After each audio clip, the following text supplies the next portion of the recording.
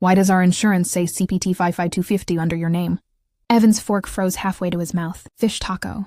Cabbage slaw trembling like it knew. The North Park windows were open to that San Diego night air. Salt and fryer oil from the taco shop downstairs. A bus braking on University Ave. Somebody's dog complaining. He blinked. What is that? Vasectomy. I put the paper on the table between us. Sharp health plan, black and white, the kind of font that makes bad news look official. Provider. Scripps Urology. La Jolla. Date of service. May 17th, 3 years ago. The line item glared up at us like a dare. Evan stared at the letters like he could make them rearrange. Babe, that's not... It's probably a coding error. Then why is there a follow-up on your My chart that says, post-vasectomy semen analysis, 0 sperm per HPF? I slid my phone over. I'd found it an hour ago while downloading my own lab results for Dr. Sloan. His username had been saved on the iPad from when I booked his physical last year. One tap, a whole other marriage. He didn't touch the phone. Maya, say it, I said. My voice felt like metal in my mouth. The sharps container from my injection kit sat on the counter, red and stupidly cheerful. He rubbed his jaw, the way he does when he's choosing a version of the truth. It was before the wedding. I panicked. It's reversible. 3 years, I said. We've spent 18 months at Reproductive Partners La Jolla. I did Clomid, Letrozole, trigger shots. Remember the night I had to ice my stomach and you filmed it because you said we'd want the memory when it works? I laughed, a sound with no humor in it. And you were sterile the whole time. It's not... Don't use that word, he snapped. Then softened, salesman calm sliding into place. Dr. Google is dramatic. Reversal is a thing. And IVF bypasses honesty? I reached for the second sheet. Explanation of benefits, denied because sterilization is elective. That's why the plan kicked it back. That's why the bill went to your old North County address. That's why it was forward mailed here. This is how I found out, Evan. Not from you. From a window envelope. He spread his hands like he was pushing air. I was going to tell you. When? I asked. Before the retrieval or after the second mortgage? He flinched. He hates when I put prices on things. I thought you wanted a baby so badly you wouldn't... Wouldn't what? Need the truth? I stood without meaning to. The kitchen smelled like lime and Band-Aids. I asked you to do a semen analysis 4 times. You forgot once. You had a late meeting once. You couldn't go on base with a sample once. You called the 805 hell, like traffic is contraception. He pushed the plate away. You think I'm the only broken thing here? Dr. Sloan said your AMH was low. We were going to need help anyway. I just moved the timeline. You move the truth, I said. He leaned in, coaxing voice, the one he uses on clients and parking attendants. Look at me. I was scared, okay? I didn't want to be a dad yet. Then you wanted it, and I didn't know how to say I'd done this. And then work got crazy, and my promotion. Stop. Every time you say promotion, I can feel the bruise from the last injection. I pointed at the little crescent marks on my belly, purple fading to yellow. You watched me turn into a pincushion, and you let me think my body was the only mystery in the room. It wasn't about you, he said, and then saw my face and tried to swallow the sentence back. I mean, no, say it. Not about me. I held up his own phone so he had to look at the screen. Scripps Clinic, Urology. Visit type, vasectomy consult. Note, discussed permanence. Patient verbalized understanding. 3 years ago, I said. We were picking napkin colors. It was a moment, he said, voice thinning. I was having feelings. And then you proposed trying. You bought ovulation sticks. You set alarms. You told your mother. You cried when the test was negative in February. You sat on the edge of the tub and said, "We'll keep going, I'm not giving up on us." He opened his mouth and shut it. Outside, somebody revved a motorcycle like a bad idea. The Sharps container caught a line of light and glowed. I'll book a reversal, he said suddenly, seizing on action like it could be penance. UCSD has a microsurgeon. I'll call tomorrow. We'll be back on track. It'll be our story, the thing we overcame. You're pitching me, I said. You're pitching our marriage like a client deck. He swallowed hard. I love you. Do you love me enough to have told me before I took a day off work to get an HSG while you couldn't get coverage? The dye test came back in a flash. Cold, metallic. Me staring at ceiling tiles labeled with tiny numbers I counted like prayers. Maya, please, did you love me enough to stop me when I sold my surfboard for meds? He closed his eyes. The muscle in his cheek twitched. I didn't want to lose you, he said, very quietly. You already did, I said. And it surprised me because I hadn't known it until the words arrived. We sat in the kind of silence that has weight. Somewhere down the block, a TV laughed too loudly, My phone buzzed with a notification from Reproductive Partners, tomorrow's baseline ultrasound, like a joke written by a machine. "I'm seeing Dr. Sloan at 10, I said. "I'll tell her I'm pausing everything. And then I'm calling an attorney." His head snapped up. "Maya, don't make this nuclear." "You set the fuse," I said. I picked up the EOB, the printout, his phone with its stupid smooth glass. "I was going to be your mother. You decided to be my obstacle." He stood, knocked his knee on the table, winced like that was the pain that mattered. "We can fix it. We can document it," I said. "For the court. For my sanity." He reached for me. I stepped back. The air between us tasted like disinfectant and limes. "I need you to leave tonight," I said. "Hotel, friend's couch, anywhere that isn't this kitchen where I learned who I married." He nodded once, the tiniest jerk, like a man agreeing to a plea deal. He grabbed his keys, his phone, nothing else. At the door he turned. "I'm sorry," he said. "I didn't know how to tell you." "You knew how to sign consent," I said, and he closed the door without arguing. The bus sighed outside like the city exhaled for me. I set the papers down, took the Sharps container off the counter, and put it in the cupboard. I washed my hands and watched the water run clear over skin stippled with little moons. Tomorrow I'd be in La Jolla, under the soft voice of a doctor who would say, "We'll pause and mean, you're not crazy." Tomorrow, I'd Google attorneys in Mission Valley and learn words like marital waste and fraud and intentional infliction and decide which ones belong to me. Tonight, I turned off the kitchen light and listened to the apartment remember how to be quiet. The waiting room at Reproductive Partners La Jolla smelled like antiseptic and lavender trying too hard. Couples scrolled in silence, sneakers touching, paper forms balanced on knees. I sat alone. The flat screen on the wall played a loop about follicles blossoming like sunflowers. I wanted to unplug it. "Ms. Shaw?" The nurse, Paige, the one with the tiny crescent moon tattoo on her wrist, smiled at me like she'd been practicing soft edges. "Dr. Sloan can see you now." Dr. Sloan's office was the color of sea glass. She wore the same navy scrubs as always, hair pinned back, expression that could hold a bad thing without dropping it. "How are you?" she asked, and the room knew it was not small talk. "I'm pausing," I said. I put the paper on her desk. "I found this last night." She scanned the EOB, then the MyChart screenshot. Her eyes didn't widen, but something in her shoulders changed shape. "I'm so sorry," she said. Real words, no clinic polish. "Do you feel safe at home?" "Yes," I said. "He's gone." "For now," she nodded. "Okay, we'll put everything on hold. No meds. No procedures." She clicked into my chart. "I'm documenting what you showed me, with your permission. Please. Would you like me to note that treatments were undertaken without knowledge of this prior procedure?" She asked. "Yes." "And that I asked him 3 times, I said, hearing the gravel in my voice. 4, she typed. "Done." I looked at the ultrasound wand in its plastic sleeve, the bowl of lavender-wrapped hot packs, the framed photo of a newborn in a knit hat. The room felt like a set for a play I wasn't in anymore. "Do you have someone to talk to?" she asked quietly.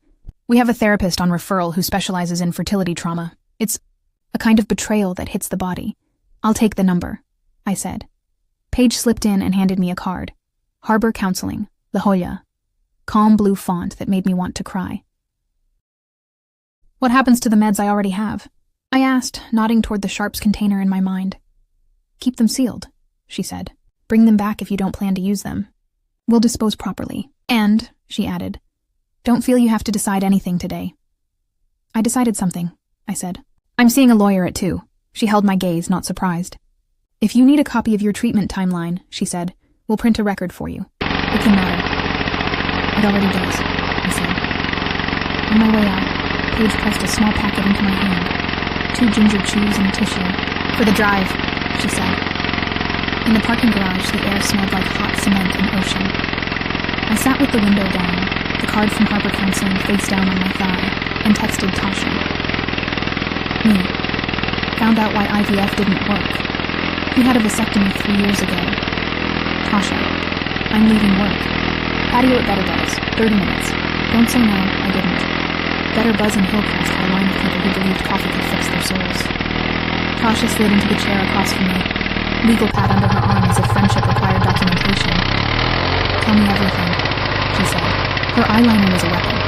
Her hug smelled like coconut and safety, I told her. EOB, MyChart. The consult note with the word permanence like a nail. Evan's face. His voice. The Sharps container winking at me like a clown. She listened without interrupting, hands around her iced latte like she was studying it. "You're not crazy," she said when I had no more words. "He is not a fog that makes you imagine things. He lied. He let you hurt. We're not putting frosting on it." "I keep thinking about all the jokes I made about my geriatric eggs," I said, mouth twisting, like I was the punchline. Her jaw flexed. "Don't apologize for being human in a trap someone else set." "I'm meeting a family lawyer at 2, I said. "Mission Valley. Her reviews say she's brutal." "Good," Tasha said. "Brutal is the new kind," Evan texted then, as if I'd spoken him into the air. "Evan, I booked a reversal consult. Next week, we can fix this. I'm begging you not to lawyer up, Evan. I love you." I panicked. "Please." "Evan, I'll sign anything you want about the house. I'll sell the Tacoma. I'll do therapy. I'll do church. I'll do whatever." I put the phone face down. Tasha didn't ask to see. She sipped and waited. "I don't know if I want kids anymore," I said. "I want truth. I want silence that isn't a punishment." She reached across and touched my hand. "You get to want whatever you want. Today it can be water and a nap. Tomorrow it can be a flamethrower." I laughed, surprised by the sound. "Come with me at 2? Try to stop me," she said. Santos Family Law sat in a Mission Valley office park that smelled like elevators and old air. The receptionist gave me a clipboard with forms that asked for numbers like they knew which ones hurt. When Alicia Santos came out, she was smaller than her website headshot, sharper too, black suit, flats, hair twisted back like a closing argument. We sat in a conference room with a too-clean table. "Start where you need to," she said. I slid the EOB and the MyChart printouts toward her. "He had a vasectomy," I said. "Before we married, hit it. We did 18 months of treatment. I paid for a lot of it from my savings. I want to know what the law can call this," she read. Her face didn't perform. She clicked her pen once and then stopped as if she'd forgiven it. "In California," she said, "divorce is no fault. We don't punish infidelity or, in this case, deceit, by changing who wins. But we do have fiduciary duties between spouses." She tapped a line on a laminated sheet. "Family Code, Par 721. A duty of the highest good faith and fair dealing. There's also Par 1101. If one spouse commits fraud, oppression, or malice in managing community assets or decisions, the court can award 100% of the undisclosed or misused asset to the other spouse, plus attorney's fees and sanctions. My asset is my body," I said. "My time. Your money too," she said. "IVF costs, medications, time off work. We can argue marital waste and breach of fiduciary duty. We can also explore a separate civil claim, fraudulent concealment and intentional infliction of emotional distress, for the medical interventions you underwent based on his lie. That's parallel to the divorce. Some judges prefer we package it. Some say, take it next door. We can strategize." I exhaled slowly. "What do you need from me?" "Evidence," she said. "You've already brought a start. We'll need your clinic records, receipts, bank statements, proof of his knowledge. This consult note where he verbalized understanding is strong." She tapped the MyChart page. "Keep everything in a folder. No deleting texts, no social media. If he calls, ask him to put it in writing." "He's texting," I said, begging, promising to reverse. "That's not a plan," she said. "That's panic. Don't answer anything substantive. We'll send a status quo letter. You expect him to maintain bills, not drain accounts, not cancel insurance, not move assets. We'll file a petition for dissolution, request temporary orders, exclusive use of the residence, temporary support if needed, and an order barring either of you from disposing of property outside ordinary living." "What about the money I spent? The shots?" My voice wobbled. "Can a judge make him pay me back for the bruises?" She didn't flinch. "We can't invoice pain," she said softly. "But we can quantify costs and time and ask for sanctions reflecting his breach. I've seen judges award attorneys' fees and reimbursements for medical costs when the deceit was egregious." Tasha leaned forward. "Can she get a protective order if he starts showing up? If there's harassment, yes," Alicia said. "For now, we set boundaries in writing. If he violates, we move." I nodded. "I want the house," I said, surprising myself. "I don't want to lose my kitchen to his lies." "We'll ask for exclusive use and possession," she said. "You're in San Diego County. Judges here look at stability. Do you want me to serve him at work or at a neutral location?" The word serve made my skin prickle. "Neutral," I said. "Not his office. He collects people. I don't want to be a story for his team." Alicia nodded. "We can use a process server who's discreet. Timeline. Petition filed this week. He has 30 days to respond. Meanwhile, keep a journal. Dates, calls, symptoms. It helps." "Do I tell his mother?" I asked, hearing how small I sounded. "You tell who keeps you safe," Alicia said. "And you stop being his nurse." She slid a retainer agreement across the table. The font was humane. The number was not small. I signed. The pen felt heavy and right. When we stood, Alicia held my eyes. "You're not vindictive," she said. "You're drawing a map. Let me be the one with the compass." Outside, Mission Valley heat tried to melt the day. Tasha looped her arm through mine. "Let's get tacos, you don't have to swallow around tears," she said. Evan texted again before we hit the car. "Evan, I'm at Dr. Klein's office. The reversal consult. I'm doing it. Please don't do this. Lawyers make everything ugly, and I will take full responsibility." "I swear, Evan, don't blow up our life." Alicia's words sat like stones in my pocket. "Don't answer anything substantive." I typed 3 words, "communicate via email." Then I sent Alicia his number, and told her to serve him at the coffee shop he always worked from on Fridays. The one with the sad ficus and the manager who hates phone calls. That night, the apartment felt different. Not sad, not empty. Just singular. I opened the cupboard and took the red sharps container down. I unscrewed the lid and looked at the little capped needles inside, coppery and neat, like a choir waiting for a song that wouldn't start. I wrote a note and taped it to the lid. Returned to clinic. Tomorrow I would. The door knock at 8 p.m. did not rattle me. I looked through the peephole. Evan. No suitcase. A paper bag that said "sorry" in a bakery font. He talked to the door like it was me. "Maya, I got your text. Email. Okay, but just... Please, let me say this to your face." I kept my voice even. "You can email me what you need to say." He exhaled hard. "I made an appointment for reversal. It's in 2 weeks. The surgeon says I'm a good candidate. We can still have a chance. I'll delete my chart if that helps." "That's not..." "What?" I stopped, laughed without humor. "Email." He was quiet. Then, "Did you really hire a lawyer?" "Yes." "Maya, come on." "You did," I said. "When you signed consent without me." A beat. "I'm scared," he said, voice a thread. "I'm scared you'll tell people you'll destroy me." "I'm not posting your vasectomy on Instagram, Evan," I said. "I'm protecting myself. That's the opposite of destruction." He rested his forehead on the door like he might push through. "I love you." "I love the person I thought you were," I said. "He's not here." His breath hitched. Then footsteps back. Paper bag rustle. Silence. When I opened the door 5 minutes later, the bag held a loaf of sourdough and a note. I panicked. I was stupid. I thought time would fix it. "I'm sorry." EI put the bread on the counter and the note in a folder labeled case. The email from Alicia arrived at 7:12 a.m. Subject: filed body, petition stamped. Temporary orders hearing set for 3 weeks. Service scheduled for Friday, 10 a.m., Cafe Radial. Draft of status quo letter attached. Read, breathe, eat. I made oatmeal. I ate it like it was a victory, slow and hot. I texted my mother in New Jersey a version of the truth that would break her less. Me. Evan and I are separating. Please don't call him. I'm safe. Love you, Mom, my heart. I'm here. I'll fly, me, not yet. Let me stand up on my own floor first. At 10, Tasha sent a photo from a car parked across from Cafe Radial. She'd offered to be my eyes. Evan at a corner table, laptop open, cup sweating. A man in a black polo approached, polite and neutral. Envelopes changed hands. Evan read, face closing, not looking up. He signed the acknowledge line with a pen he chews when he's lying. Tasha. Served. Clean. He didn't make a scene. Me. Thank you. Tasha. Come over tonight. We'll watch Netflix where nothing horrible happens. I smiled. So a 3-minute nature video, I texted. At noon, Alicia called. He lawyered up, she said, unsurprised. Response pending.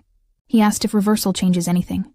What did you say? That we're not litigating his sperm, she said dryly. We're litigating his choices. I stood by the window and watched University Avenue move. Bus sigh, cyclists threading, a woman walking a small dog that wanted to be a big one. The air smelled like heat and tortillas. Do you want kids? Alicia asked, unexpected. I want to not make that decision because I'm forgiving a lie, I said. Good answer, she said. Carry on. I returned the sharps container to the clinic at 3. Paige took it like a fragile gift. Do you want a receipt? She asked, practical and tender. Yes, I said. I'm keeping receipts now. On my way out, Dr. Sloan passed me in the hall. She didn't stop me with a speech.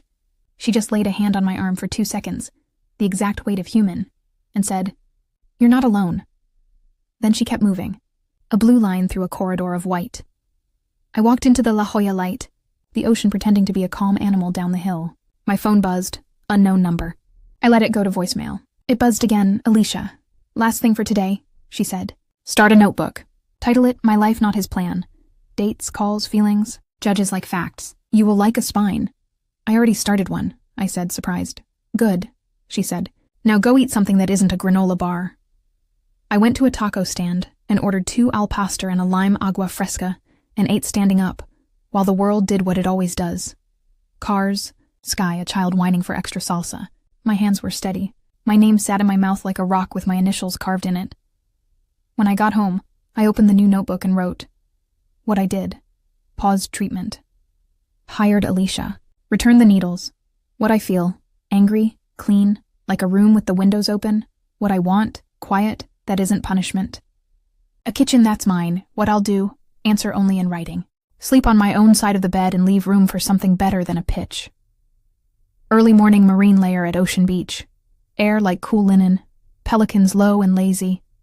I'm waxing the honey yellow board when a voice I know finds the edge of the pier. Hey, Maya. Evan. No sling. Coffee in a paper cup, hair shorter, eyes quieter. Hey, I say. You been out much? Enough. I nod toward the break. Sundays are mine. He smiles, not selling anything. You look good. I sleep, I say. It's both answer and proof. A beat. The pier creaks. Somewhere a kid squeals at cold water. I wanted to say thank you, he adds, for not making me a story, and for accepting the reimbursement without notes. It wasn't a gift, I say gentle. It was math, he nods. Right, he watches the water. Therapy's hard. I'm going. I'm learning how long sorry takes when it isn't a shortcut. Good, I say. I hope you keep going, he swallows.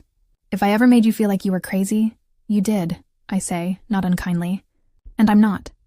He takes that in without defense. I'm glad you kept the apartment. I kept my life, I say. The apartment came with it. A long, easy silence. The sun pushes a shoulder through the fog. The water turns from pewter to coin. I won't bother you, he says finally. I just wanted to wish you a quiet day. Thank you, I say. You too. He lifts the cup in a small salute and walks toward the stairs. No pitch, no plea. Just footprints the tide will take. I carry the board to the water. The first cold rush around my ankles feels like a sentence with the punctuation fixed. I paddle past the break, sit straddling the foam, and let the ocean breathe for me. Back on the sand, I open my notebook. What I did, past him like weather. What I feel, steady. What I want, more mornings like this. What I'll do, keep going.